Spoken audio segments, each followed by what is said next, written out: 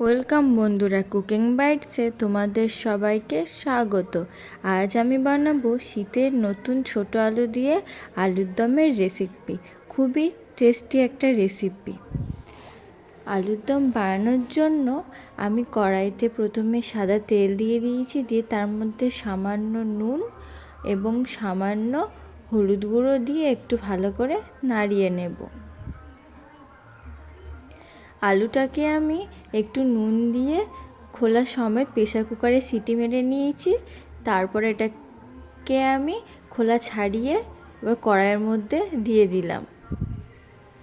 দিয়ে এটাকে আমি একটু হালকাভাবে নাড়িয়ে চাড়িয়ে ভেজে নেব। তোমরা চাইলে নাও ভাজতে পারো, যেহেতু সিদ্ধ এটা, তোমরা না সিদ্ধ করেও করতে পারো।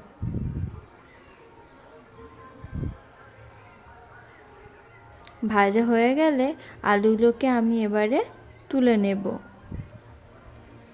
এবার ওই কড়াইতে আরও সামান্য একটু তেল দিয়ে তার মধ্যে দিয়ে দেবো 4টে কাঁচা লঙ্কা।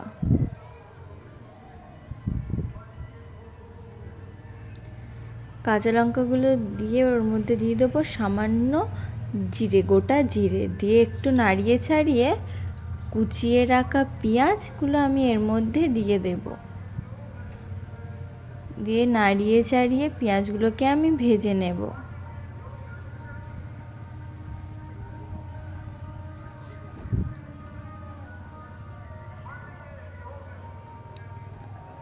দেখো পেঁয়াজগুলো প্রায় ভাজা হয়ে আসছে।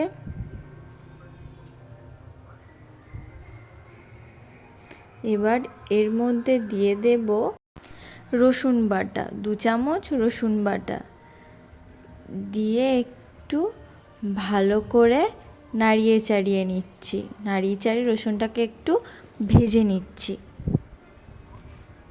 রসুনটা ভাজা হয়ে গেলে এবার ওর মধ্যে দিয়ে দেব 2 চামচ আদা বাটা।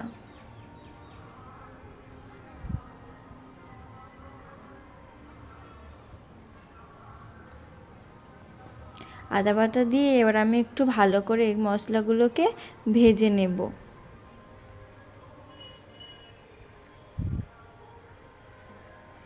এবার এর মধ্যে আমি দিয়ে দেব কেটে রাখা টমেটোগুলোকে।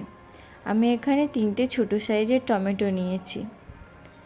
টমেটোগুলোকে ভালো করে আমি একটু নাড়িয়ে চাড়িয়ে নেব যতক্ষণ না পর্যন্ত টমেটোগুলো গলে যাচ্ছে।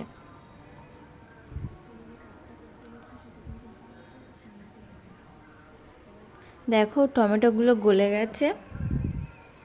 এবার এর মধ্যে দিয়ে দেব সামান্য হলুদ গুঁড়ো,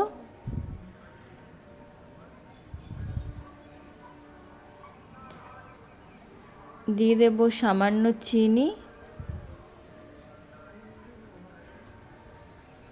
আর দিয়ে দেব পরিমাণ মতো নুন, আর দিয়ে দেব কাশ্মীরি লঙ্কার গুঁড়ো। আমি আগেও নুন দিয়েছি সিদ্ধ করার সময়, এখন তাই বুঝে দিলাম। দিয়ে এটা ভালো করে মশলাটাকে আমি কষিয়ে নেব যতক্ষণ না এটা দিয়ে তেল ছেড়ে আসছে।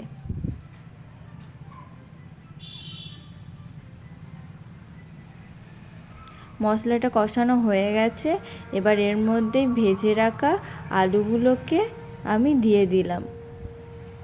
আলুগুলোর সাথে ভালো করে আমি কষিয়ে নেব মশলার সাথে। ভালো করে মিশিয়ে নিতে হবে।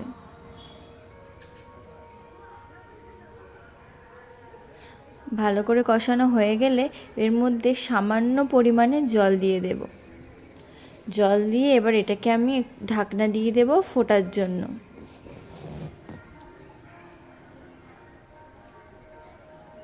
বন্ধুরা, আমার এই ভিডিওটি যদি ভালো লেগে থাকে তাহলে লাইক ও সাবস্ক্রাইব করে দিয়ে পাশে থেকো।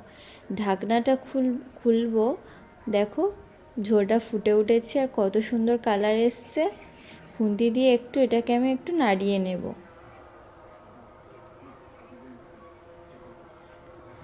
তোমরা যেরকম গ্রেভি খাবে সেরকম রাখতে পারো। আমি একদম কষা কষা করে নিয়েছি। দেখো কত সুন্দর হয়েছে আলু কষাটা। এবার একটু ফুটিয়ে নাড়ি চাড়িয়ে গ্যাসের ফ্লেমটা বন্ধ করে নিয়েই গরম রুটি বা পরোটার সাথে সার্ভ করুন। বন্ধুরা, আজ এই পর্যন্ত। আবার আসবো অন্য কোনো ভিডিও নিয়ে। ধন্যবাদ।